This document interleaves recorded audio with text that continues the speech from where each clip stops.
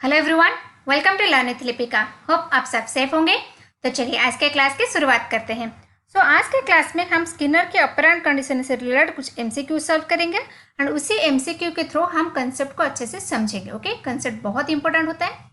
तो चलिए शुरुआत करते हैं। आज पहले कुछ जानते हैं basic information about Skinner's operant conditioning. जैसे ऑपरेंट कंडीशनिंग का अदर टर्म क्या है? प्रोग्राम लर्निंग, इंस्ट्रूमेंटल लर्निंग और आर स्थिर और आर थ्योरी भी से कहा जाता है। देन उन्होंने क्या क्या कंसेप्ट दिया है? Reinforcement, punishment, schedule of reinforcement, mechanism of operant conditioning and child learn language by imitate other. उनका मानना था चिल्ड्रन अदर को इमिटेट करके लैंग्वेज सीखता है। इस सारी चीज़ को याद कर लेना और इस सारे क्वेश्चन जो कंसेप्ट है इस सारे को हम एमसीक्यू के थ्रू समझेंगे। तो चलिए, first question is learning that take place through the consequences of our behavior is reinforcement, learning through effect, classical conditioning or operant conditioning.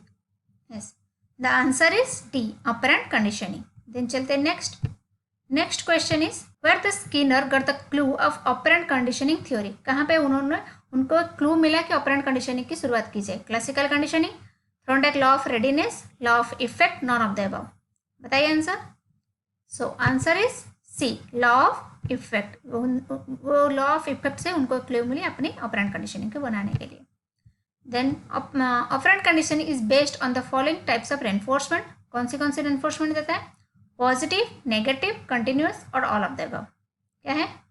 Answer is all of the above.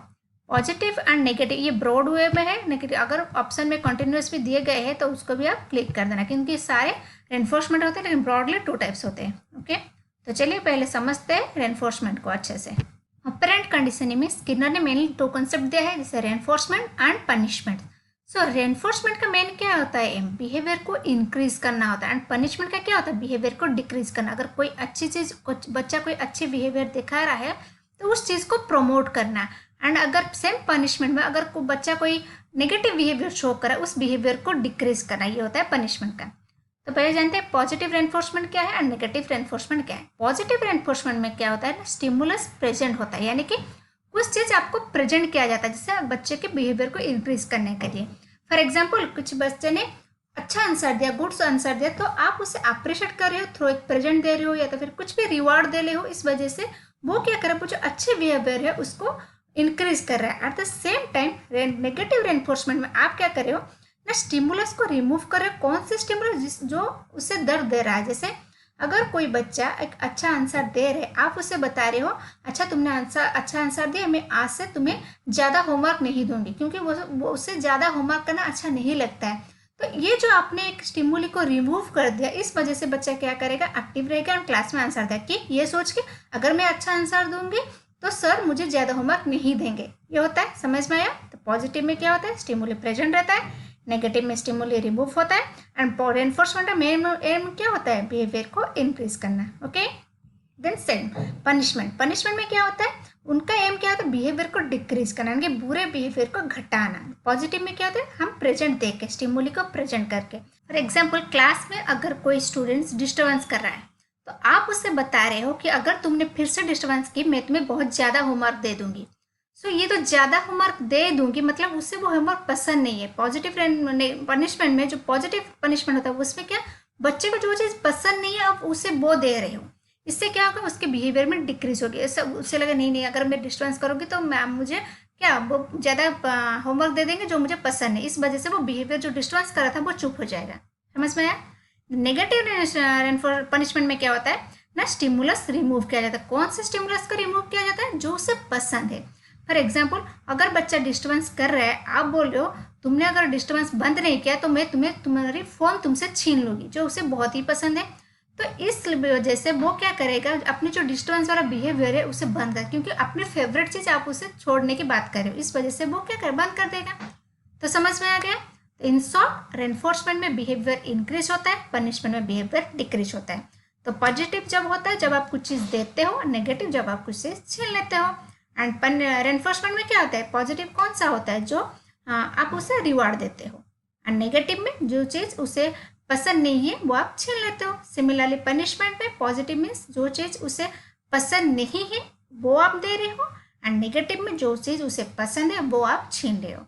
Okay, hope आपको समझ में आ गया होगा। नहीं आया है तो video को फिर से सुन लेना। अगर फिर भी आपका डाउट है तो कमेंट सेक्शन में लिख लेना। अगर आपको ये टॉपिक समझ में आ गया है तो एक लाइक भी कर दीजिएगा। तो चलिए नेक्स्ट क्वेश्चन का। So the next question is taking away child toy after she has hit her brother to stop her hitting him again an example of it. Question number 6 is एक बच्चे ने अपने भाई को मारा, उस मारने के बिहेवियर को रोकने के लिए उससे उसकी टॉय छीन ली गई। ये किसका एग्जाम्पल है? अगर आप भी आपने इस टॉपिक को अच्छे से समझा होगा तो आसानी से आसान दे पाओगे। So answer positive punishment, negative, vindictive conditioning and observational learning. क्या होगा? सब पहले तो सी डी नहीं होगा, क्योंकि यहाँ पे क्या होता है जो अनएक्सेप्टेबल बिहेवियर है उसको स्टॉप करने के लिए ये चीज़ करे गई। तो स्टॉप करने के लिए क्या होगा? तो पनिशमेंट के अंडर में आ गए। तो पहले देखते हैं पनिशमेंट के अंडर तो ये आ गया, लेकिन पॉजिटिव या नेगेटिव। यहाँ क्या गया है? छीन लिया गया है। छीन लिया गया है मतलब क्या? नेगेटिव होगा। अगर कुछ दिया गया होता तो पॉजिटिव होता।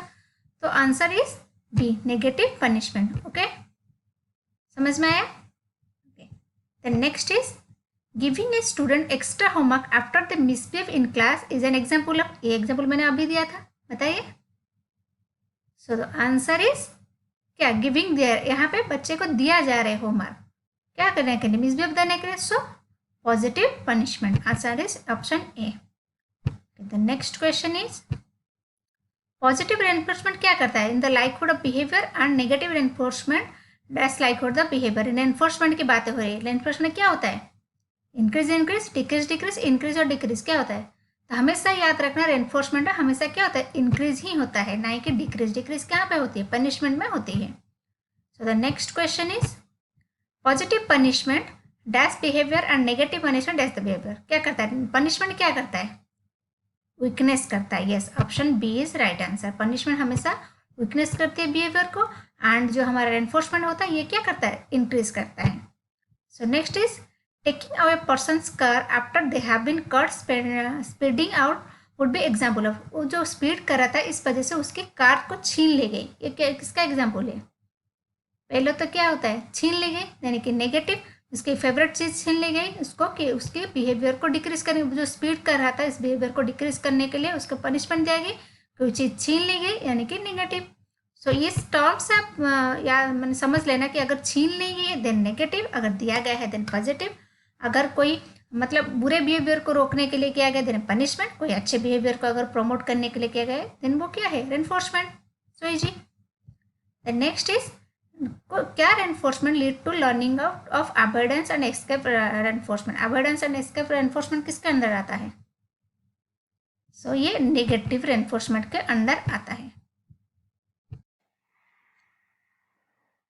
Schedule of reinforcement continuous and partial. Continuous का मतलब आप हमेशा ही उसे अप्रिशिएट कर दे रहे हो, हमेशा उसे रेनफोर्समेंट दे रहे हो। कोई बच्चा अगर अच्छा कर रहा है तो उसे हमेशा कुछ ना कुछ रेनफोर्स दे रहे हो। एंड पार्शियल मीन्स दो भाग के, interval and ratio. Interval related to times and ratio related to amount.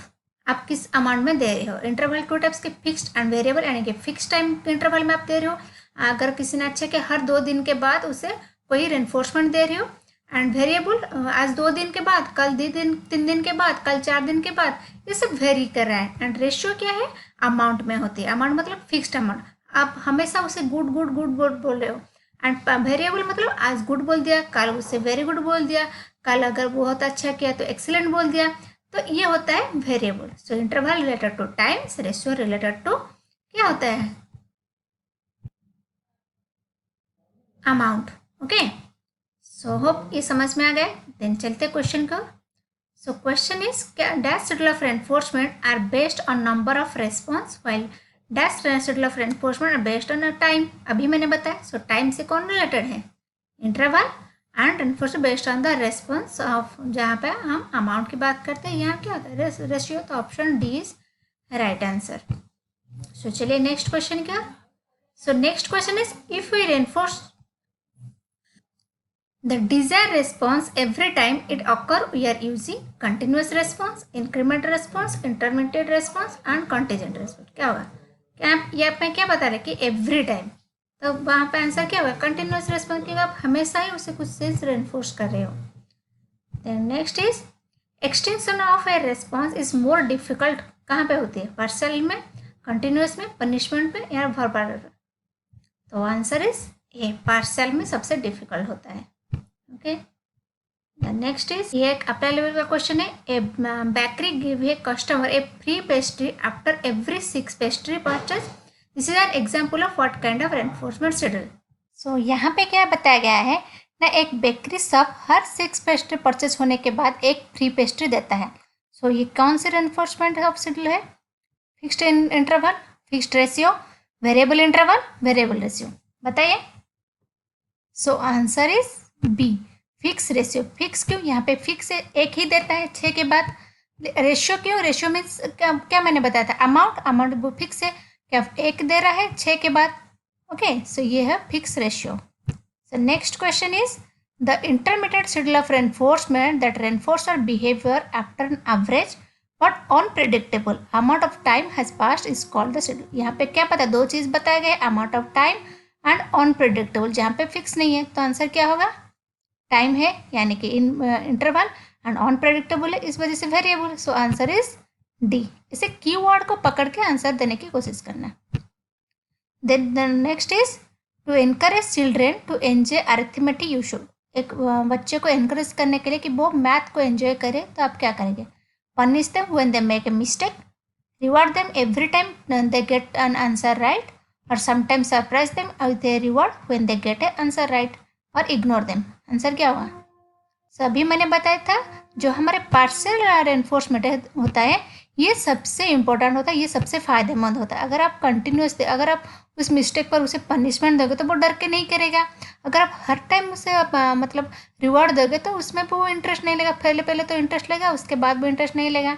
लेकिन अगर आप उसे पार्शियली दे रहे हो, क्या कर कुछ टाइम के बाद उसे दे रहे हो रेनफोर्समेंट, देन वो बहुत ज़्यादा अच्छे से सीखेगा, क्योंकि उनके अंदर एक क्यूरियोसिटी रहेगी कि हाँ अगर आज मैंने अच्छा किया तो सर देंगे, ये इसलिए वो पार्सल सबसे अच्छा होता है। Then the next concept is mechanism of operant condition में। ऑपरेंट कंडीशन में क्या क्या मैकेनिज्म है इसको याद भी रख लेना। कई बार क्वेश्चन यहाँ से भी याद आता है, ऑप्शन दे देगा, बता देगा इनमें से क्या नहीं है। Okay, so shaping, chaining, discriminator and cue and generalisation, ये सबको याद रख लेना।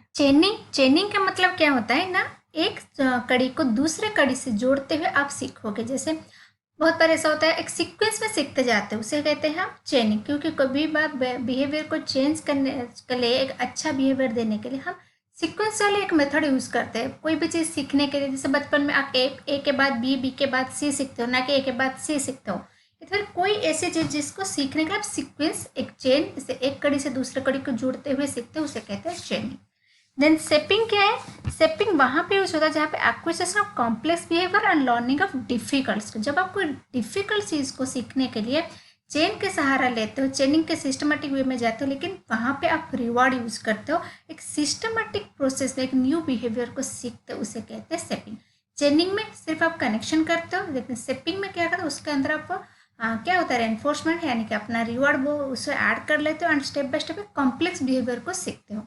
देन डिस्क्रिमिनेशन में क्या होता है, आप डिस्क्रिमिनेट करना जानते हो, किस में क्या डिफरेंस है, दो चीज़ सीख ले एंड उसी में डिफरेंस करना जान लेते हो। जनरलाइजेशन में क्या होता है, आपको जनरलाइज करना आता है, एक चीज़ सीख ले, आप उसी को रिलेटेड, जो चीज़ उससे रिलेटेड है उसको जनरलाइज करना जान लेते हो। ये था मैकेनिज्म ऑफ कंडीशन। तो इससे आगे एग्जाम्पल के थ्रू जानेंगे, यानी कि MCQ के थ्रू। तो चलिए, question is, Raju got sick after eating a peach, now he feel sick when he look at the peach. तो क्या हुआ ये? सो मैकेनिज्म को हम MCQ के थ्रू जानेंगे। सो यहाँ पे क्या दिया गया है कि राजू एक बार पीच का था, वो इस वजह से वो सिक हो गया था। उसके बाद वो जब भी कोई पीचेस देखता है या तो फिर प्रॉम देखता है, वो सिक फील करने लगता है। तो ये क्या होता है? Spontaneous recovery, intimate enforcement, modelling, generalisation. क्या है answer? So answer is generalisation, क्योंकि यहाँ पे वो एक चीज़ को हर एक चीज़ से जनरलाइज कर रहा है। उसको एक चीज़ से बीमारी हुई थी, लेकिन वो हर एक चीज़ को जनरलाइज कर रहा है, इस वजह से जनरलाइज का अंडर आएगा। देन नेक्स्ट इज, यहाँ पे क्या क्वेश्चन दिया गया है ना, एक लड़का को एक डॉग ने काटा, उसके बाद उसने क्या कहा ना, हर एक डॉग को डरने नहीं लगा, ये सिर्फ अदर को बिग डॉग, क्योंकि उसने एक बिग डॉग ने काटा था, उसके बाद वो बिग डॉग से डरने लगा, लेकिन जो लिटिल डॉग है उससे नहीं डरा। इसका क्या एग्जाम्पल है? क्योंकि उसे बिग डॉग ने काटा था, इस वजह से वो बिग डॉग से डर रहा है, लेकिन जो छोटे डॉग है उससे डर नहीं लग रहा है। Shaping, negative punishment, discrimination, latent learning. क्या है? So answer is C, discrimination, क्योंकि यहाँ पे वो जनरलाइज नहीं करा कि हर डग बुरे हैं।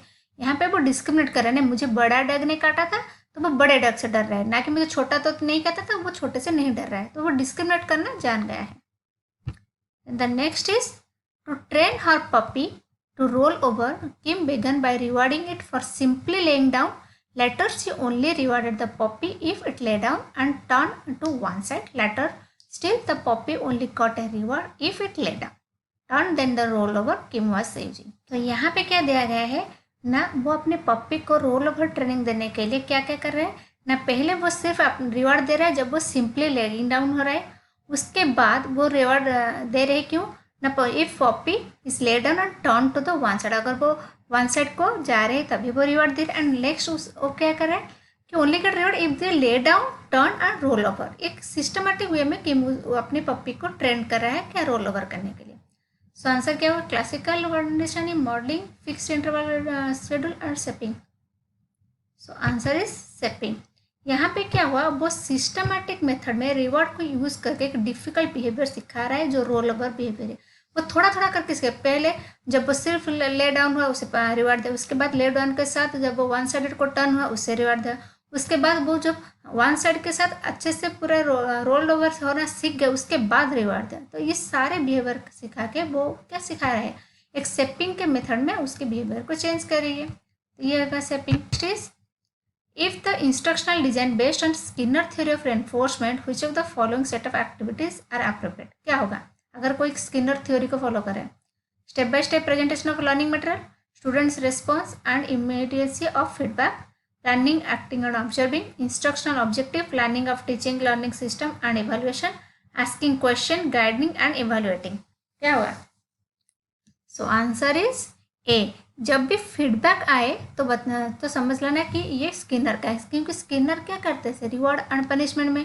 तो जब भी फीडबैक आए समझ लेना ये कीवर्ड से, देन उसे देखना स्टेप बाय स्टेप प्रेजेंटेशन होना चाहिए मटेरियल का, स्टूडेंट्स का response and immediate feedback. Okay, then next is who of the following develop the concept of behavioural shaping through the use of principle of successive approximation. तो इसने किसने बताया था, सो answer is Skinner. ये कभी कभी क्वेश्चन उल्टा होकर आ जाता है कि स्किनर ने बिहेवियर शेपिंग करने के लिए क्या प्रिंसिपल यूज किया था, तो principal of successive approximation. Okay, then the next is which of the following principle uses shaping behavior in Skinner operant condition। अभी जो क्वेश्चन था उसको चेंज करके, तो यहाँ पे आंसर क्या होगा 3, यानी कि प्रिंसिपल ऑफ सक्सेसिव अप्रोक्सीमेशन। समझ में आया, पिछले क्वेश्चन में वो क्वेश्चन उल्टा होके दिया था, किसने दिया था, इस क्वेश्चन में किस प्रिंसिपल के बारे में बताया। then the next is for the training behavior modification using Skinner operant conditioning model in which of the following types of procedure negative reinforcement is made contingent on making or withholding the response in the presence of absence of cue। तो यहाँ पे क्या हो रहा है ना, negative reinforcement के बारे में बता रहे हैं एंड प्रेजेंस और एब्सेंस ऑफ क्यू के बारे में बता रहे हैं। तो बताइए आंसर कौन होगा, तो नेगेटिव के अंदर कौन से आता है, सो नेगेटिव के अंदर कौन सी आती है,